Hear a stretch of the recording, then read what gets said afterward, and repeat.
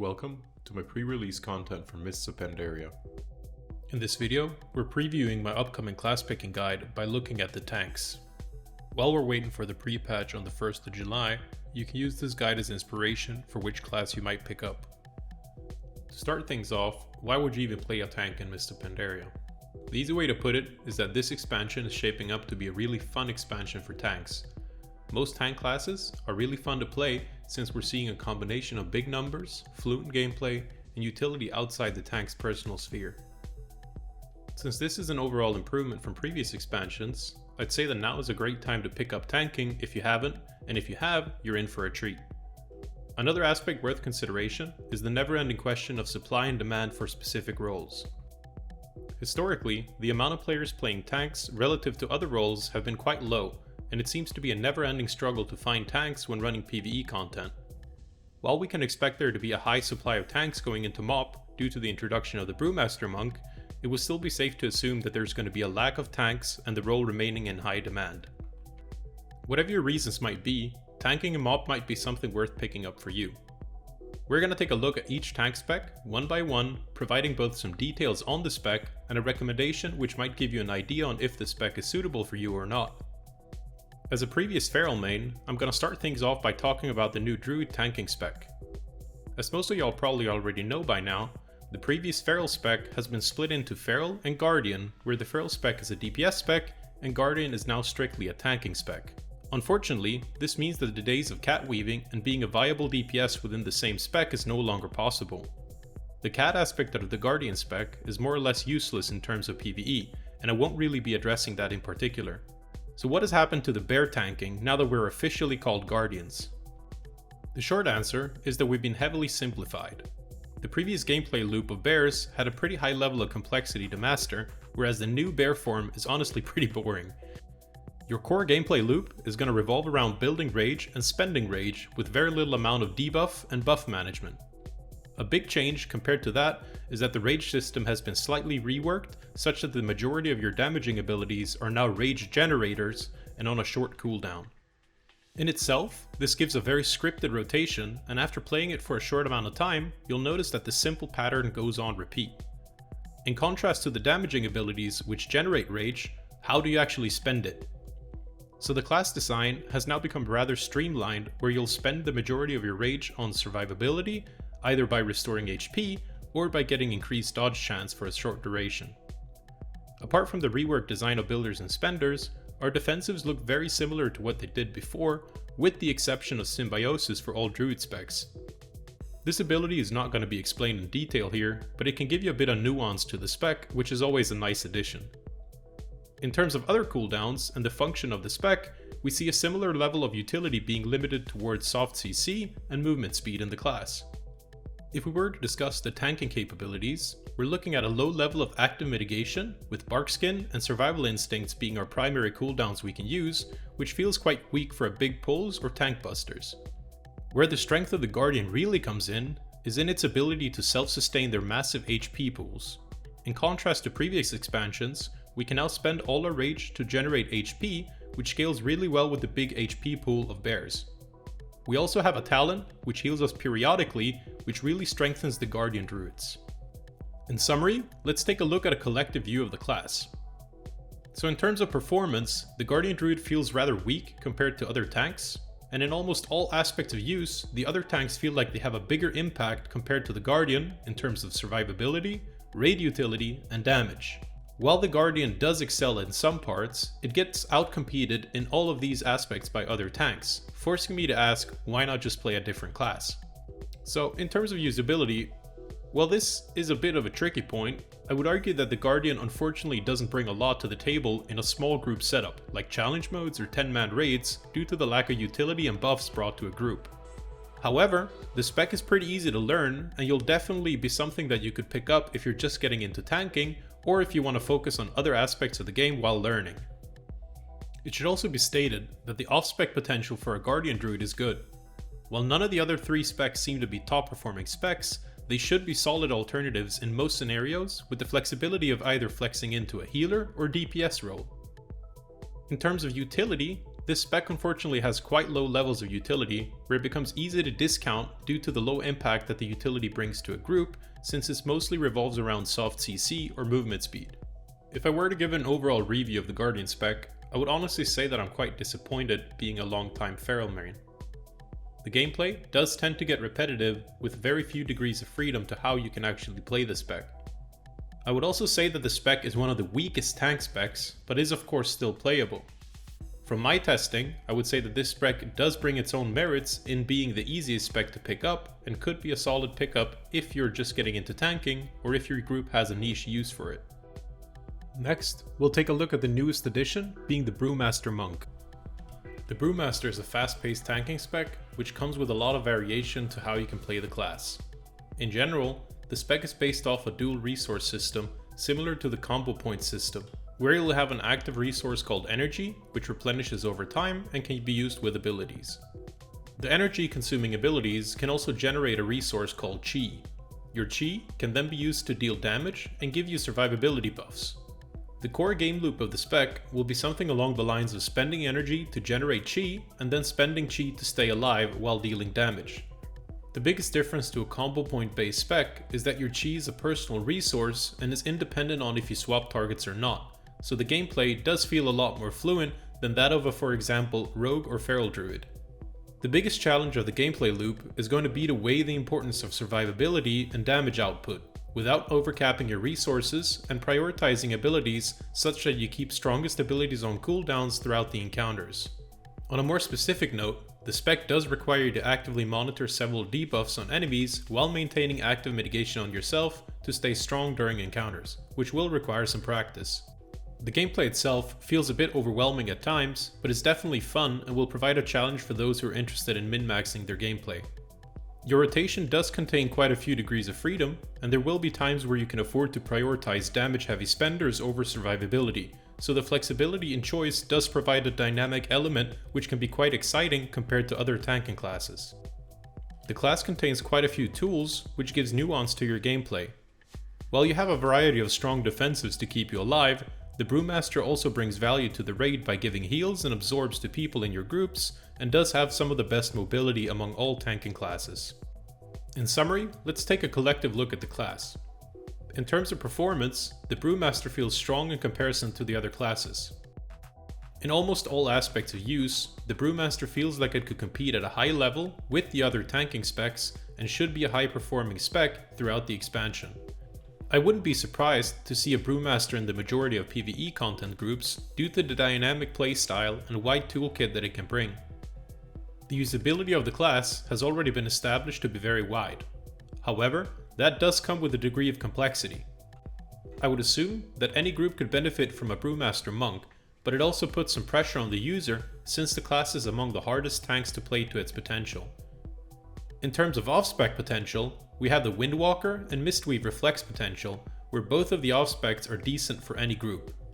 I would argue that the Mistweaver brings its own merits, but is around the middle of the pack in terms of class strength, and it might be harder to flex into healer since priests and shamans are so dominant in that tier. However, the Windwalker spec does have a strong spot in many PvE groups.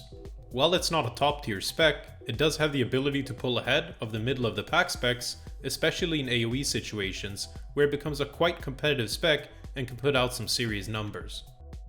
With that being said, you'll have some good alternatives to flex into if you aim to play a monk in general, and I see the class being rather popular in most content. In terms of utility, we have a lot of utility which benefits any group. The Brewmaster will bring some raid buffs, great self-sustain and mitigation, great mobility, and also some supportive features for the group, whereas you'll be able to heal and shield the group passively through your kit. I would argue that the utility levels of the BM is on a similar level to the best tanks out there and should not be a problem in any setting. On an overall level, I'm very excited to see the Brewmaster in action. The gameplay feels very fluent and dynamic, and the sense of being able to adapt to most situations.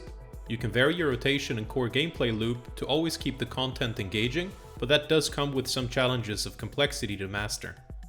I would argue that the BM is going to be one of the best tanking specs since it performs well in most aspects of PvE content and brings something valuable to almost any group. Next, let's take a look at the Blood Death Knight. So the BDK is going to retain much of its core identity from the past, being a hard-hitting, self-healing machine. The class is based off a double resource system with abilities costing runes to use and the abilities generating runic power which can be spent for other abilities. If you played BDK in the past, you should be in for a treat, since the class has now gotten some more usability features while retaining its dominant performance in terms of damage and sustain. The core gameplay is rather complex to master due to the interaction with your rune resource system, but at the same time it feels quite rewarding and strong just by playing it at an intermediate level. Despite the main damage rotation being rather easy to get the grasp of, your ability usage will differ a bit depending on the situation. When looking at the changes to this expansion, the BDKs are rewarded with an extended assortment of tools to deal with various situations. Most notably, the BDKs will receive access to AMZ as a strong raid cooldown, as well as a Gorfiend's Grasp being similar to an AoE death grip.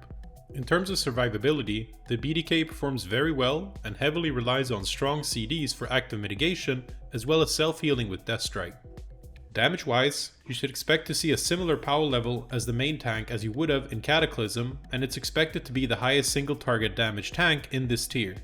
As a nice addition to its mostly untouched kit, the DKs also get some movement abilities to match the other tanks.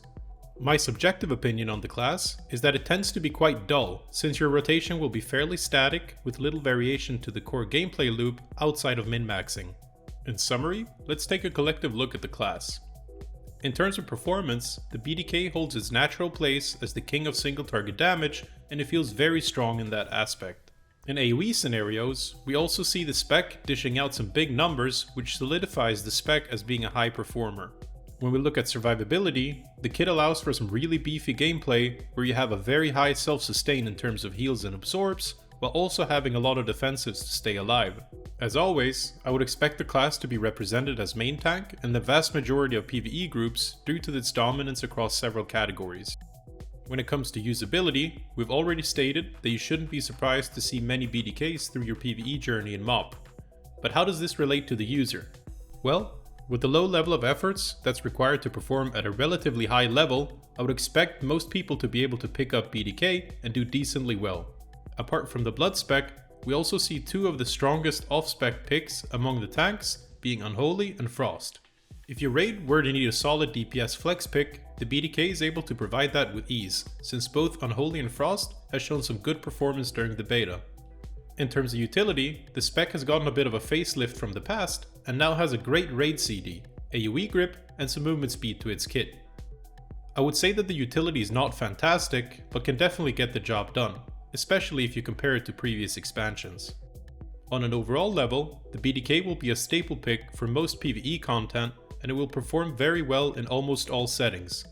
The weaker aspects of the class are carried by the great levels of damage output and survivability, so it will be estimated to hold a strong grip on the top tier of the tank picks in this expansion. Next, let's take a look at the Protection Paladin. The prop Paladin has been quite underrepresented in the latest expansion, but if you're a Paladin enjoyer, you can expect this expansion to show some love to your tanking capability. The spec retains its Holy Power resource system, but the significance of resource usage will change a bit. The core gameplay of the spec is rather easy to get into, since the rotations are fairly simple, where you'll spend your time generating Holy Power by using damaging abilities and then spending it on mitigation or self-sustain. The gameplay loop of Paladins can seem quite daunting, since there can be a lot of variation to how you perform an encounter due to the sheer amount of abilities which benefit either you or your group. Prop Paladins have one of the highest amount of useful buttons to press, which can cloud the fact that your standard rotation is very simple. By default, you'll generate Holy Power with Judgment and either Crusader Strike or Hammer of the Righteous whenever it's off cooldown. Once you've generated Holy Power, you can spend it in two ways. Either you will use it to heal a target, or you will use it to deal damage while giving you a short window of damage mitigation and buffing any future heals. The complexity of the gameplay comes from always keeping uptime on your mitigation buffs while weaving in other abilities which benefit your groups. In short, the prop paladins lower the CDs and GCDs of core abilities by stacking haste, so you'll become progressively more efficient at pressing all your buttons once you get higher levels of haste. This aspect of the Protection Paladin favors the spec towards later parts of the expansion, where we'll see a gradual increase in efficiency using the spec. If we look at the kit as a whole, the class has a great supply of abilities and strong cooldowns which will benefit any group. With the latest changes to class balancing, the off-spec potential of the Protection Paladin has also seen some love, where Retribution and Holy now seem to be competitive specs and would be viable candidates for many groups. While this is not a saving grace for the overall usability of the class early MoP, I would argue that the spec is one of the most fun tank specs due to the flexibility in use and wide variety in how you can play the class. In summary, let's take a collective look at the class. In terms of performance, the Prop Paladin does have decent AoE damage, but is quite crippled by low amounts of haste early expansion and will see themselves in the lower portion of power rankings in terms of damage output. However, the compensatory defensives, sustain, and utility does bring them up to somewhere in the middle of the pack among the tanks, and I wouldn't be surprised to see groups rocking Prop Paladins early expansion. When it comes to usability, I would grade the Protection Paladin somewhere along the lines of not very good to mediocre, depending on how well you're handling all the buttons that are available to you. Utilizing the Prop Paladin's kit to its potential is a handful, and it's not easily overcome without practice. The off-specs have gone from bottom of the barrel to being solid picks with the latest balancing changes, and I wouldn't be surprised to see some Retribution and Holy Paladin representation in PvE content. In terms of utility, the Protection Paladin is up there with the best tanking specs and will have tools that benefit most groups in some shape or form. On an overall level, I don't see the Protection Paladin being a standard pick for PvE content during the early stages of the expansion, but I would assume that they will overtake most other tanks as the expansion progresses in many aspects of play. Currently, there is some value to bring in a Protection Paladin, but it's outshined in output by other tanks. Finally, let's take a look at the Protection Warrior. Similar to its Paladin counterpart, the Protection Warrior has not seen a lot of competitive play for a while, which regrettably might be the case for this expansion as well. However, the spec does get some strong merits compared to previous expansions and might be one of the most uplifted tanks in comparison to before. The Prot Warrior is going to retain a lot of its previous gameplay loop of building and spending rage with a very similar kit in the core loop. Where the biggest difference comes into play is that Prot Warriors will not get the ability to spend their rage on active mitigation, and it's going to become a balancing act of dealing more damage or becoming more beefy temporarily. In itself, it does give the Prot Warrior a bit more survivability, but the trade-off hurts the class and the damage department, which is already a bit lacking. The situation puts the spec in a pickle, but it does have some nice tools that heavily weigh in its favor. First off, the Prot Warriors get access to some great abilities. Most notably, Prot Warriors get access to the Skull Banner, which is among the strongest raid cooldowns in the game. Also, the spec gets an external defensive through Vigilance, which will increase the levels of compatibility with any group. Along with its ability to carry its own weight, the Prot Warrior also has great off-spec potential, being the Arms Warrior. The Arms Warrior is expected to be among the top performing specs as a DPS, and while this might seem as a benefiting factor, it could actually hurt the need for Prot Warriors, since most groups will want a warrior for the Skull Banner, but might just opt to take the warrior as a DPS since they bring more value in comparison. On its own, the spec has top tier mobility, strong defensives, and provides an assortment of debuffs to groups, which is already a lot more tightly tuned in MoP than in previous expansion. In summary, let's take a collective look at the class. In terms of performance, I would expect the Prot Warrior to be mid, but could be raised out of the shadows of the stronger picks by class balancing come launch. In terms of sheer output, it can hold its own, but it's not nearly as strong as the other contenders and would range somewhere in the middle of the pack. The availability of strong cooldowns and mitigation is an attributing factor, but the spec counterbalances that with weak sustain. When it comes to usability, I would not expect many groups to have a Prot Warrior for PvE content unless the balancing changes shifts in its favor. This is simply due to it being outcompeted by its DPS off-specs. But if you were to bring a Prot Warrior, the ceiling in which you can perform is quite high, with the spec having a lot of abilities for many different scenarios. In terms of utility, the Prot Warrior does have some great mobility and brings utility and strong cooldowns for any group, which could favor most groups in a vacuum. On an overall level, I don't see the Protection Warrior being a standard pick for PvE content, but could have some potential in progressing groups, or if the balance were to shift come launch. Currently, there is some value to bringing in a Protection Warrior, but it's outshined in output by other tanks, and most groups would benefit more by simply rerolling their warrior into a DPS spec. And that's gonna wrap up my tank preview for the upcoming class picking guide. With MoP being right around the corner, I'm gonna try to push out my full class picking guide as soon as possible, so that you have enough time to prepare for launch. If you have any suggestions for future content, please let me know in the comments. I hope you enjoyed the video, and if you did, please leave a like and subscribe to the channel so you won't miss any upcoming content. Thank you all for watching, and I'll see y'all next time.